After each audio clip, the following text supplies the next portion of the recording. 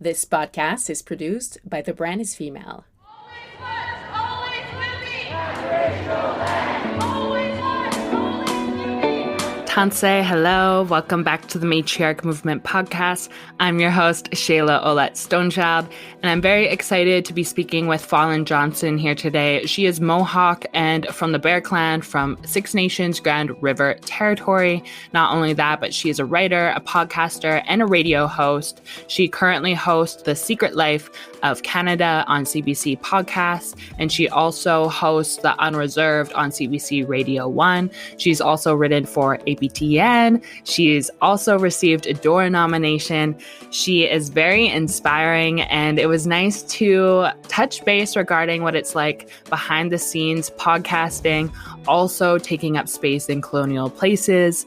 And I felt like this conversation really shifted my perspective on how much more I even have to learn about the history here in Canada and the United States. So without further ado, Falen Johnson, hi.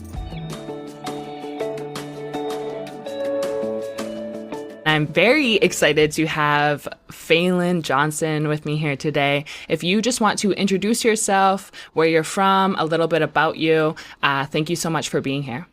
Hi, Shayla. Thanks for having me. My name's Falen Johnson. I'm from Six Nations Reserve. I identify as Mohawk and Tuscarora, which is sort of an untraditional way of identifying as my people are matrilineal, but I like to hold my grandfather's nation close to me, and he was Tuscarora. So I always kind of keep that piece of the identity, the family identity close. I'm currently in Montreal, and I am a playwright, but I also work in audio. I have a podcast called The Secret Life of Canada, and I am also hosting Unreserved on CBC Radio 1. That's awesome. And I was just looking at both the shows, and I still have yet to listen to them. So could you tell our viewers a little bit about each podcast and why it's important for these stories to be told and shared right now? Yeah, absolutely. So it's funny because I feel like I really stumbled into audio work. My background is not in audio at all. I went to theater school, and so I trained to be an actor. I went to George Brown Theatre School in Toronto, and it's a 3-year conservatory-style program. So it was really rigorous, really difficult, taught me a lot of work ethic, but my training was never in audio. So, when I graduated from school, I went and I did some acting gigs. I started writing for theater. And then one day my friend, Leah Simone Bowen, she was like, we should start a podcast. And I was like, okay, sure, why not? Like, I'm not doing anything. I think one thing that really blew me away when I was working on the podcast was we did an episode on the Indian Act. And one thing that I learned was that, the Indian Department, that was sort of the foundations of the Indian Act, that was started as in sort of a defense sector of the Canadian government, because we were allies, because all our relationships were based on allyship and on fighting alongside one another and war. And maintaining borders. And so I feel like we really, like, that piece of history is really is unknown and not discussed enough. And I feel like, those people back in the day understood the relationship. They understood the relationship and the value and all of our contributions, our people's contributions to this place. And it's not honored. It's not honored. It needs to be known. Well, we often hear like the one side of the perspective, the colonial perspective, and it really lacks like the other side of it. And I have to say, even for me, I know a lot about like the Indian Act, but like prior to that, I don't have a lot of knowledge of how we did live just through like word of mouth. And so I'm curious to know like how are ways that we as Indigenous people can learn more about our history prior to colonization and prior to the Indian Act. Yeah, I mean, it's interesting. The resources do exist, and there will always be that pushback, which is something I come up against when working on the podcast, is pushing up against what are considered, like sources, traditional, like in a sort of Western sense, sources. So like in academia. We, you have to take the oral history. We have to value it, and we have to be able to to list those sources and list those voices as reputable, and because I feel like, you know, and I do this because we do references for each episode of the podcast because we want to be undeniable and we want to say, this is true, this happened, here's where you can look. And so in those resources, sometimes what I find I do is I'll slip like an elder's website in there, and it'll be, you know, not super slick. It'll have like a MIDI file that'll start playing as soon as you click the thing, you know, a wolf cry, some fleets. And it doesn't look super sophisticated or like what somebody who, you know, values more of a Western idea of knowledge and history. But for me, I'm like, then that's where the information is. The information exists there. And so I'll put it in my resources to just kind of, that's my like small way of challenging what we think is like where we think we can get our sources from. We know the stories. We know before Canada was here, we knew we were here, and those stories are still so close to us. You know, we haven't forgotten. We remember. We just have to, you know, sometimes I think it's as simple as looking at a map too. You know, if you look at a map and you look at where the land lays and how the land lays, you can tell where important places were and why settlement happened where it did. Settlement prior to settlers. Like we stayed in places that made sense. Yeah. Well, I think I just even caught something that I was doing. It's like, I'm so used to looking at life sometimes through a Western lens of like, it's only validated if it has a source or a connection, but like the oral tradition and these stories live within us. And why is it that we hold one on a hierarchy and then we dismiss the other? And so do you think that it is changing now, or like, do you think that we obviously still have a lot more work to do, but what are ways that we can progress and also hold like knowledge keepers to the same standard we hold like professors and all these other people in Western? Because if you think of the Western society, it's like kind of a baby in comparison to our knowledge keepers and our elders. Absolutely. I think, you know, one of the things that I found, like, this past season of the podcast was, you know, during the pandemic was particularly challenging for all of the reasons that lots of things were challenging. But one thing that we had time was we just had a bit more time to sit with things. We gave ourselves permission to take a bit more time to look at these giant ideas and really examine what they, you know, what this history was. And one of the biggest episodes, the biggest episode that I worked on, it was a two-parter this season, was on Expo 67 and the Indian Pavilion at Expo 67 in Montreal. It was actually called the Indians of Canada Pavilion, but it's just real hard for me to say those words. But it was a product of its time, right? So Expo 67 was celebrating Canada's centennial. It was this big giant party. A bunch of, you know, different countries came to Montreal and they all had pavilions. And there was the Indians of Canada Pavilion was a pavilion that was the first of its kind in a lot of ways. Indigenous people got to call the shots on what was going to be inside that pavilion, how it was going to be put together. Indian Affairs had its hands all over it, but there was also Indigenous people working in Indian Affairs. So there was this thing that happened where a lot of the people who were the organizers, the Indigenous people who were the organizers, really got to call the shots and do some really challenging things and shift the history. I think it was a huge moment, not just for Indigenous history, but also Indigenous art history. You know, you had people like Norval Morceau, who was painting murals at Expo 67. And he was commissioned. They didn't like his work. They found it too controversial. I think it was like a bear breastfeeding, and so they wanted to alter it, and so he quit. Wow, yeah. And somebody had to come in and alter his work. Interesting. You had these text panels inside. They had this, like, they had sort of mini exhibitions throughout the space, and each different room or section told a different part of the story of Indigenous people in Canada, from prior to contact to where they were sitting in 1967 during the time of Expo. So they talked about residential schools. They said things like the Christian way of life, like, destroyed us and destroyed us as people. And like, it was, you know, all the world. Anybody who wanted to go through that pavilion went through that pavilion and received a very different message of Canada, which I think was such a huge moment, because during the centennial, it was very much like Canada wanted to be like, hello, we are Canada. Like, we are maple syrup. Yeah. We are Canadian bacon. we are hockey, we are friendly, we say I'm sorry too much, and that's not the story. That's not the full story. And so there were a lot of people who walked through that pavilion who were absolutely shocked, including the Queen, who had to be ushered out. Oh, because she wow. had to be confronted with giant images of treaties that her ancestors had signed. Exactly. And so those stories, like for finding those stories, it was not like I had to look at academic papers, but I also spoke to people whose parents worked there. I spoke to people who worked in the building, who are still alive. Like, the history, it feels very far, but I find if you just ask your family, like a lot of the time I'll just like ask my family, I'll be like, have you ever heard of this? Yeah. And that goes for non-Indigenous people too, right? Non-Indigenous people, exactly. Just ask your family.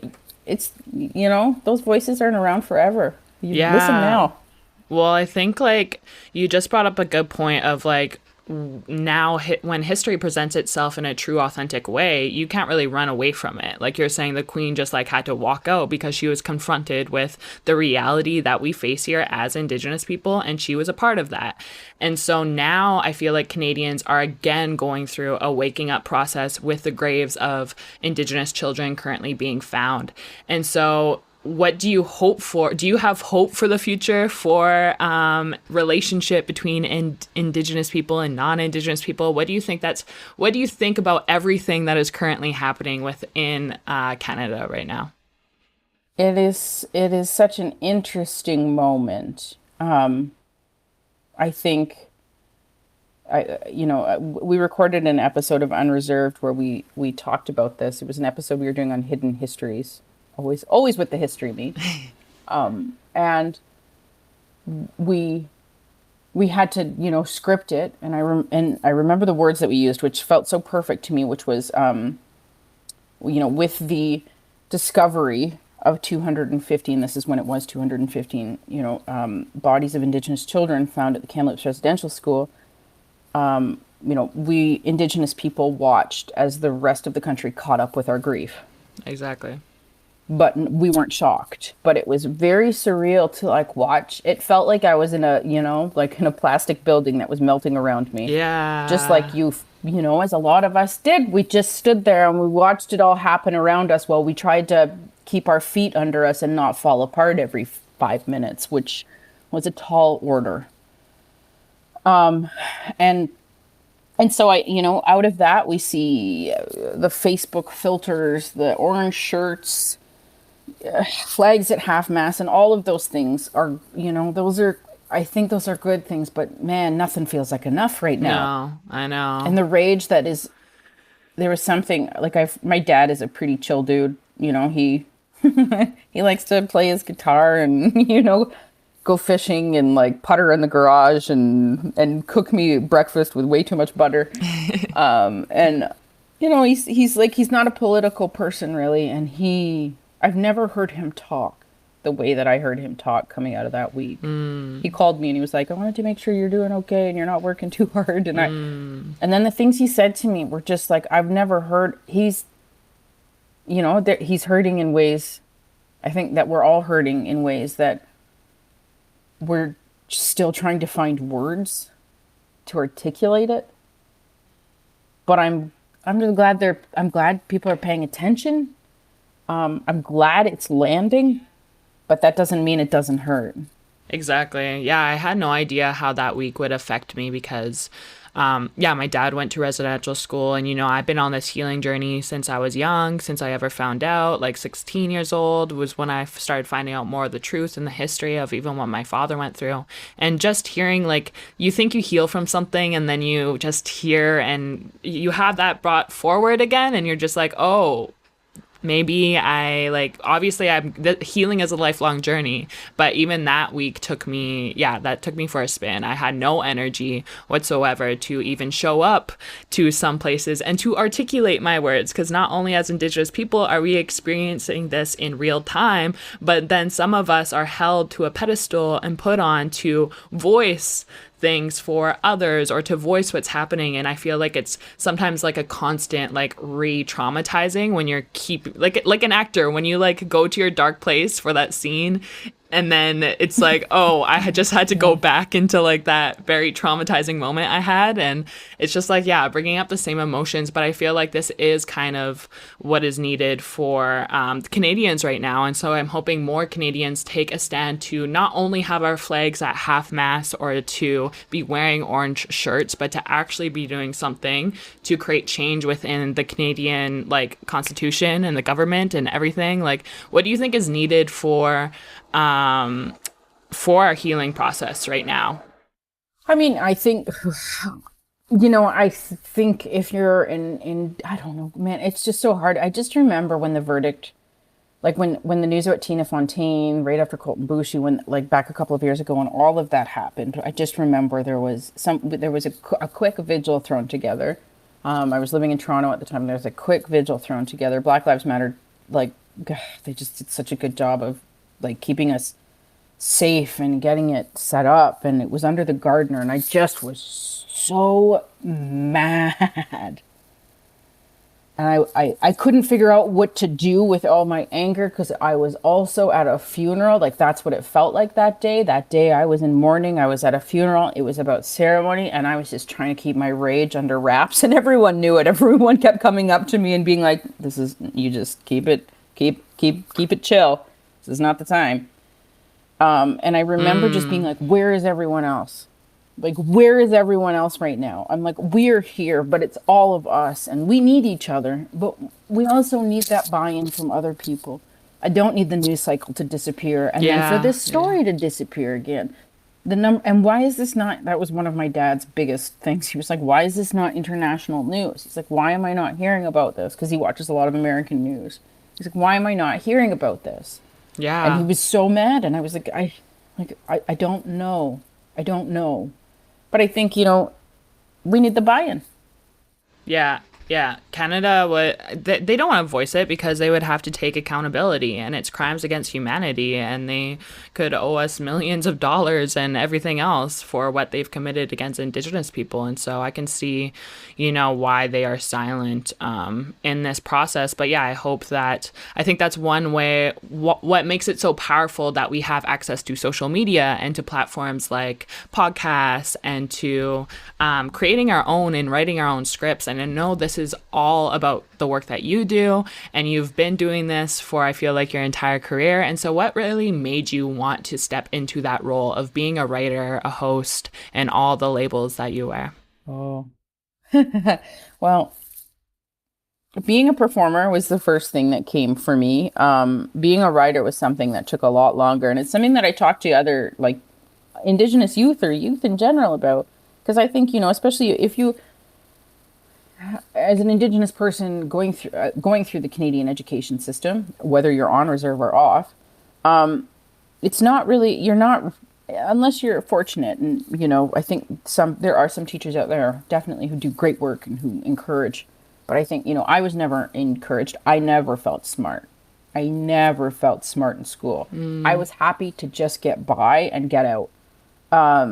So I never had these dreams of being a writer. I never saw that as something that was a possibility for me. I was just happy to survive, and to get by, and to, not worry about, I don't think a lot of us are taught to dream big.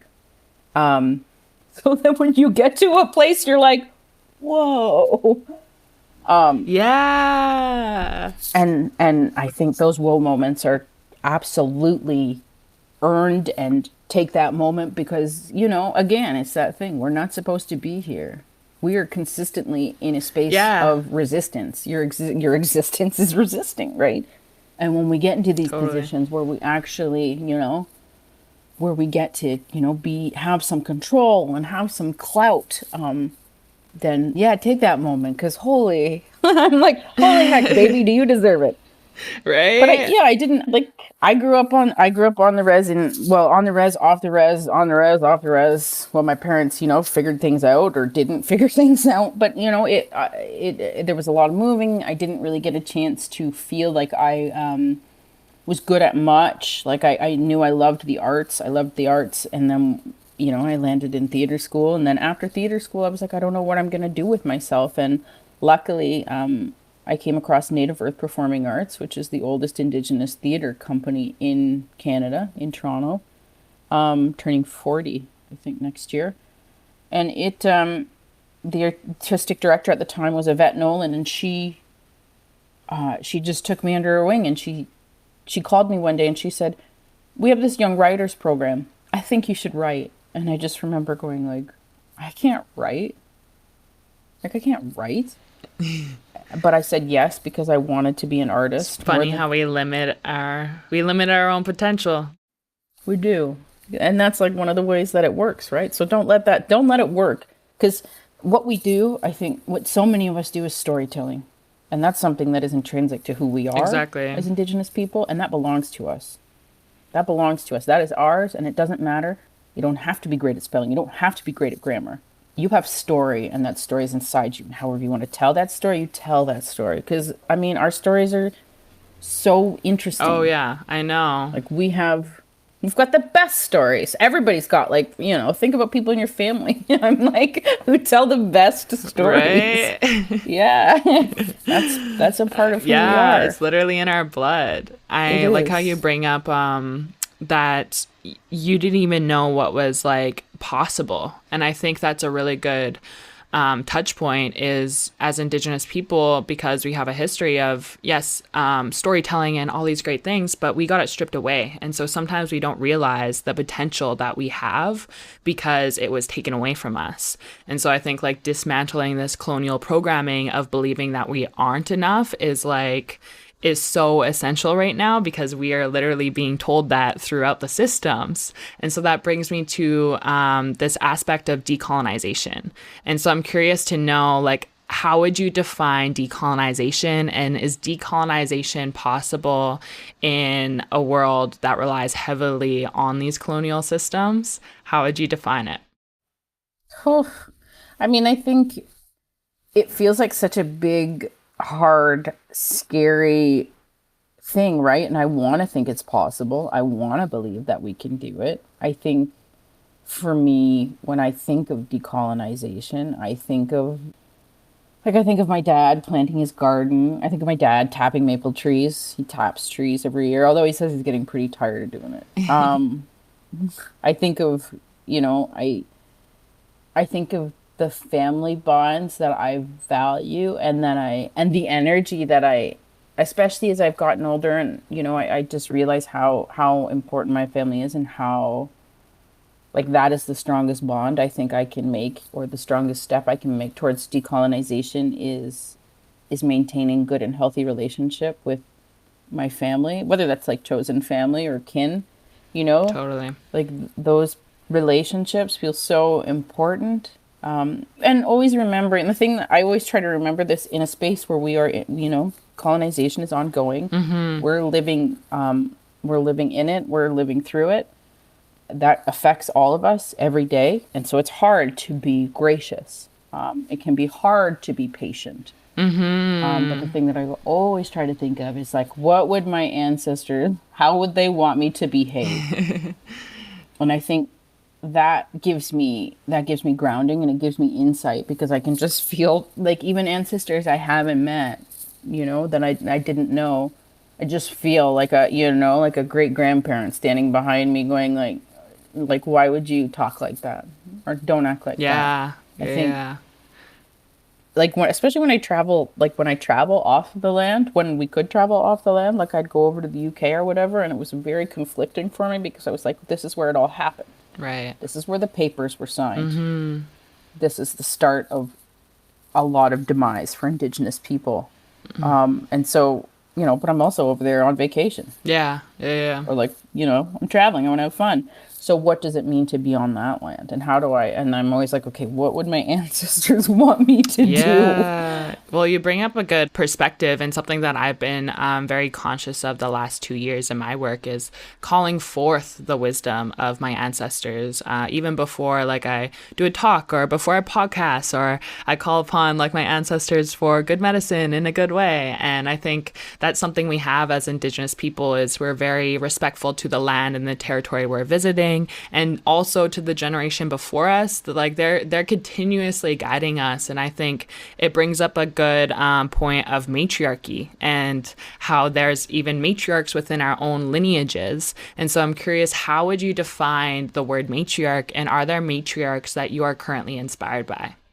Oh man, I think matriarchs are women who lead by example, women with generosity. I think, I'm in a position right now where again, I never thought I'd be here. It's unreal to me sometimes. I'm like, oh my God, like I got here. I got to here. And so I think of women who, like my mentor, Yvette Nolan, who had to really fight hard and be unlikable sometimes. Like people don't like a woman who's strong a lot of the time. Yeah. And so I think of her. I think of my stepmom who quilts and knits and is amazing. And was like one of the first people to tell me I was entitled to my emotions, because I never thought that I was. I think about my grandma. I think about my sister. I think about women who've led by example, who have had to fight, who've had to push, who aren't necessarily perfect, who make mistakes, who own mistakes, who, Yeah. It's not always, as perfect as we want it to be. I think it's incredibly flawed. We're flawed as people. And so to have space to see like what is admirable that some people have done. And although the whole picture of like a person may not be perfect, it might not be Care Bears and rainbows, but that work is, that they do is so important, all of it. Yeah, well, it's like it humbles you. It's like we can't attain this perfectionism because that's not realistic. And what does it mean to be human? And like you're saying, when you didn't even know you had control over your own emotions. And so I think as Indigenous women and Indigenous people, sometimes we can feel overwhelmed by all the work that we're facing. We can become burnt out really quickly because all the hats we're wearing. And so I'm curious to know, what are some practices you have in your life that allow you to reclaim your power and like to stand in your truth regardless? Therapy. Yeah. I started therapy this year, and it has been, I'm like, why didn't I do this before? I don't know why I waited so long. Honestly, it's been the best thing for me. So that has really, really helped me a lot. I also, so I'm Haudenosaunee, from Six Nations. And so, but I'm not Longhouse. We didn't grow up in a Longhouse tradition. We went on like Sundays for breakfast, or we went for funerals, like we didn't go for ceremony. So we were never really tied to that, and I was never really tied to that, although I am like, I'm interested. But for me, I always felt like slightly divorced from it, or like it wasn't for me, or I couldn't find my way in, or I wasn't invited. But for me, what I found, and it took me a long time to find it, is what ceremonial works for me. And, like Haudenosaunee people, we're not a smudging people. A lot of us don't smudge, but it's a practice that I came to working in theater. So it's something that I have. And also being away this year was really hard. Like, I had a family member who passed last year. And so I couldn't be there for the 1 year feast that we would do. But so instead what I did is I put my own plate out, and I did my own small thing from away to feel engaged. And, we traditionally, once a person passed, you give away all of their things. And so I remember it was my aunt who passed. They gave me, my cousins and my uncle, they gave me some earrings from her and a barrette. And so I put the plate out, I had my food, and then I wore her barrette that day. And I just to, I think making ceremony however we need to, and whatever it looks like to us, however it has to be, I think, because it's ours. Exactly. And I don't think the ancestors would chastise you for trying. I think if you have to do things in the way that you do, then you do. And I was gifted a dream. I was gifted a dream of my aunt that night. I was like, I felt so lucky. And then I went home last weekend. It was my first time home in a long time, and I got to tell my uncle about it, and it felt really good to be able to tell him that. I was like, I had a dream about her. And Yeah. Well, that's how they like communicate with us too, is through our dreams. And I've done the same thing actually, because I wasn't able to go back home because of the pandemic. And so I started doing my own little sacred space, like ceremonies here in my room. And I set up like a little spot. And yeah, so it's like, I think of the same thing. Like our ancestors are like, okay, at least she's put it in the effort, and like she's actually carving out time and space for this. May not be what we've done throughout history, but she's trying. yeah, but it's an act of resistance, you know. Yeah, and it kind of it's a way of like adapting to the surroundings and the environment that you're in. And I think as Indigenous people, we have always been storytellers, but the world is drastically changing around us rapidly, even through social media and how we interact with one another. And so this idea of Indigenous futurism, if you could reimagine, Indigenous futurism, what would it look like in your eyes? Man, it is such an interesting time. It is such a fascinating time with having the ability to create content so quickly and so readily. I know that's not the case for everybody. Lots of northern communities don't have internet, right? Yeah. Which is the thing. But for a lot of people who do, there's just so much stuff being created out there, and so much of it is it's what we need to hear. We get to talk to each other in a way that I don't think we've had the ability to the same degree in any way. I was talking to Mike Mitchell, who from Akwesasne, and he was part of the Indian Film Crew, which was an initiative started by the National Film Board in the 60s. It only ran for like two or 3 years, and what it was, it's the first time that the National Film Board gave Indigenous people gave them the ability to be behind the camera instead of being documentary subjects. So, Sweet. not white gays, but Indigenous people filming Indigenous people in stories, and telling stories. Mm-hmm. And so his film, You Are in Indian Land, which is still shown and is, it's on the NFB website, is still used, still taught in schools. And when I was talking to him about it, he was like, now everybody's got a camera in their pocket. Everybody's got a camera in their pocket, but back then they didn't have that ability to do that. This was the first time that they could document what was going on, show the wrongdoings to the world, and share it. And so now I think, like, in this Indigenous view, I feel like we're in it, right? We're in it right now, and we get to be, I think in a lot of ways, we get to be so many different things that we never got to be. The space just kind of keeps opening up a little bit more and in different ways. Like the Two-Spirit wasn't a term that was ever, I didn't learn that until probably the early 2000s. But there was a time when that didn't exist. So I think we're in it, and I think it is going to constantly keep shifting and building on itself in like awesome and amazing ways. And, thank God for Indigenous TikTok. Yeah, exactly. Well, yeah, we can talk to each other. Yeah. Well, there's a lot of things that come with our voices being on social media, and I realize that it puts a lot of pressure on people with a public platform. And so do you think that there is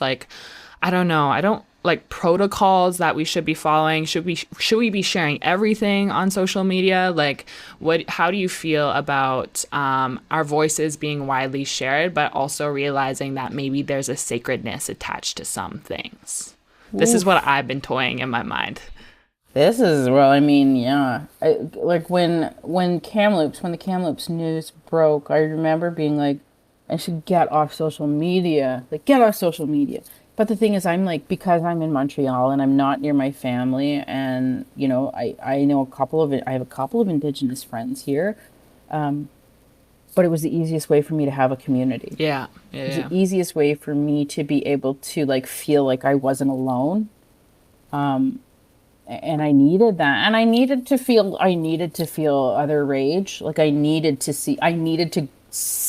sit in that and be mad with other people and outraged and hurt and and stunned and shell-shocked the way that we all were. And I needed to know that what I was feeling, that I wasn't alone in it, you know. If I was like Totally. in the grocery store and then I would break down crying, that, you know, somebody else was, probably lots of other people were doing that too, or that, like, you know, or that other Indigenous people were being asked really dumb questions from people who should know better.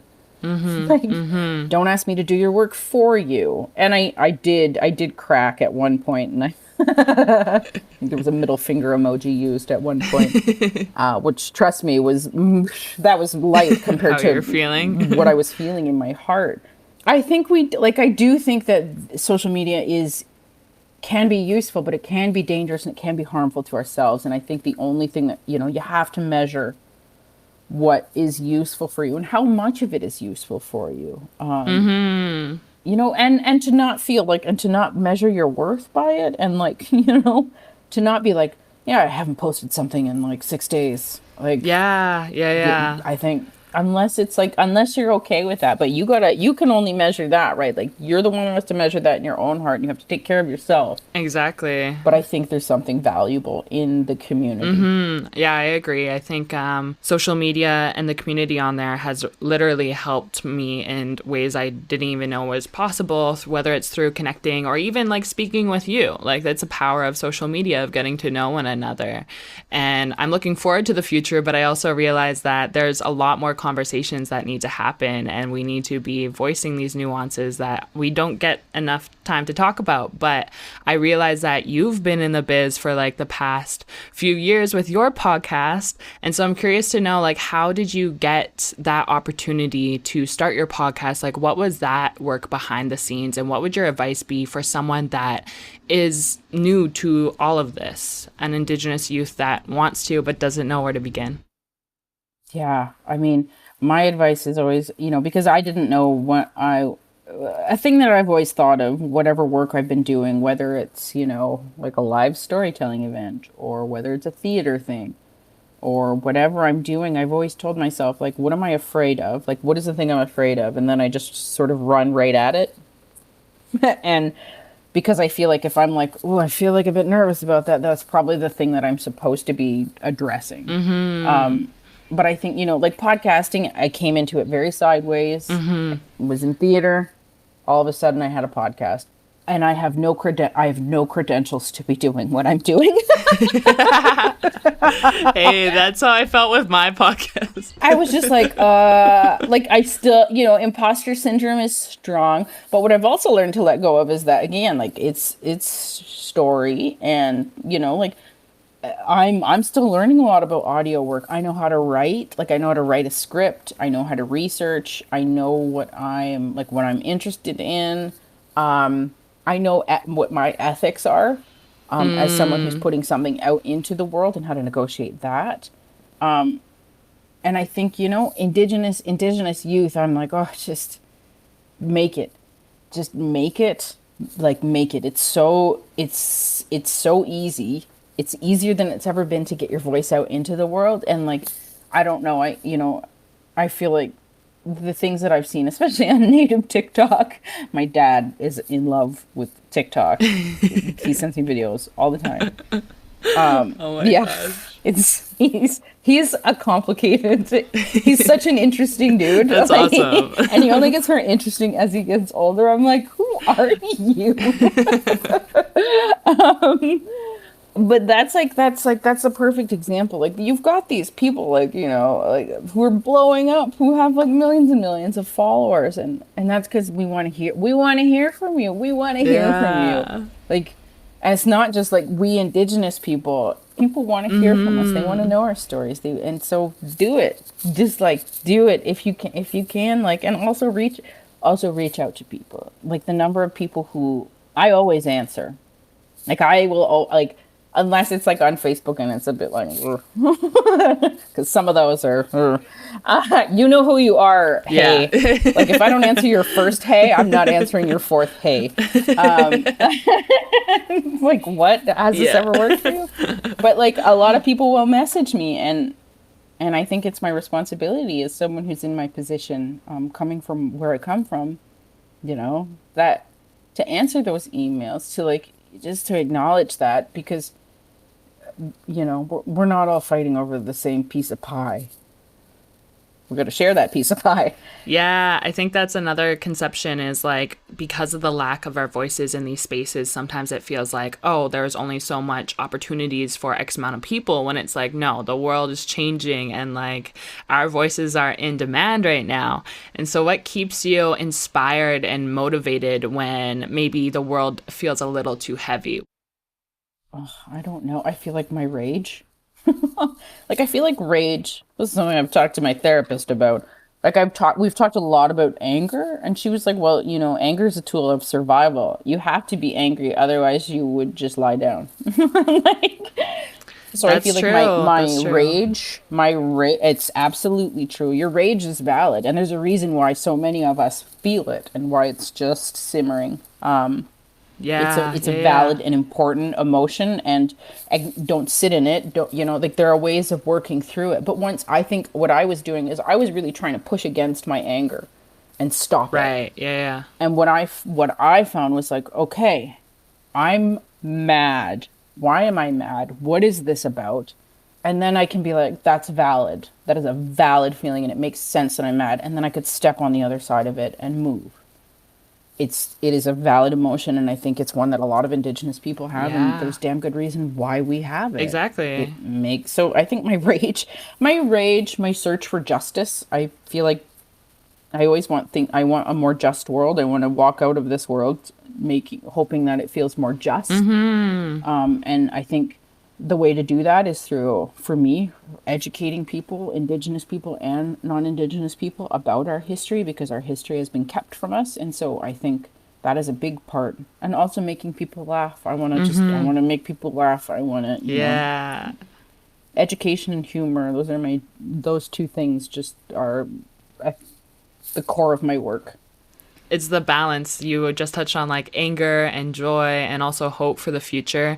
I too used a lot of the anger that I felt as a kid to be a catalyst to like me healing and like using my voice more. But if I didn't express that emotion, I think that would have been like really bad for my health, because you really need to get that energy out. Anger, that's another thing. I'm also very cautious of me using the word resistance now, because I do believe our existence is resistance, but resistance in my body is me not speaking my truth. It's me like pushing emotions down. And so even the words and how we articulate ourselves, you just mentioned that one of your goals is to continue education for Indigenous and non-Indigenous people. And so could you invite a resource, or I know people can listen to your podcast, where can people find you and maybe start to begin their own education process? Yeah, so The Secret Life of Canada is on Spotify, it's on Apple Podcasts, and also the CBC Listen app. I think most of the episodes are there. There's a few episodes from our first season when we did it independently, because we started out as an independent podcast, we were doing it just sort of for not much. We had a Patreon. It was very, very slim. We did a season that way before we were picked up by CBC. And so you can find it all of the places where you would normally find a podcast. And yeah, like I think it is a good place. It's a good place to start learning about some things that will shock you, surprise you, and also make you think that Canadian history isn't as boring as perhaps you are led to believe. It's not all about Confederation. Lots of other stuff happened. Interesting things. And so I think that's a good one. Of my favorite books is called, and it's American, but it really was for me in a lot of ways the foundation of this of the podcast of Secret Life, and that's called Lies My Teacher Told Me by James Lowen. So it's a great book that looks at chapters in American history books, American high school history books, and sort of debunks the mythology in it. And specifically the chapter on Columbus, I think it took me like 3 weeks to read because I could only get through a page before I felt sick to my stomach. Yeah. But I think really understanding like the brutality of history and reframing it, and also questioning the mythology with which you have been fed. Question that mythology, because it's like, Canadian history in general, I think, is taught. And then those people who graduate go on to be teachers and teach that. And so it becomes this ingrained thing. And when it's challenged, people get scared. they get really scared, but I think invite yourself to be challenged by that. And, invite yourself to be open to other perspectives. And to also recognize where you are. Yeah. Like the benefit that you are actively living in, like non-Indigenous people, settler people in this country, I've been rent-evicted off my own damn land like 3 times. Yeah. I couldn't live in Toronto anymore because I couldn't stand getting rent-evicted off my own damn land anymore. Yeah, and I got a white partner, right? So under the Indian Act, I can't go live at home. I think you touched on a good point, though, is like a lot of people don't know the true history, and they don't know some of the things that happened here in Canadian history and also America. And so just knowing that you're in this together, like we're all on this learning journey of finding out the realities, Indigenous, non-Indigenous people. And I think, education is like the first step, because then that's how you plant seeds into other people's awareness and consciousness, and that's how you shift. Where can people support you for the rest of this year, and what are you up to for the rest of the year? What are you excited about for 2021? Oh boy. Let's see. So we're currently wrapping up Unreserved right now. And so we're going to go into the summer season, which is just repeats from earlier this year, which is great. I really loved the episode we did on fashion. It was sort of my baby. Shout out to my fashion episode. And then doing some pre-planning for some podcasts at CBC. So there's a few other things that I'm looking at hosting for podcasting at CBC, which is very exciting. And I want to take a bit of time off because it's been a big year. It's been a long year. I'm ready to like rest and like read a dumb book or something. I'm in the same boat. I totally get it. Well, thank you so much for joining me here today, for sharing a bit of your story, resources. It's been medicine listening to you, and I hope our paths cross in the future. Hi, thank you so much for joining us here today. Yeah. I hope you enjoyed today's episode, and I would love your feedback. Follow me on Instagram at Shayla0H, at matriarch.movement. And don't forget to subscribe on the pod platform of your choice, and review and rate where possible.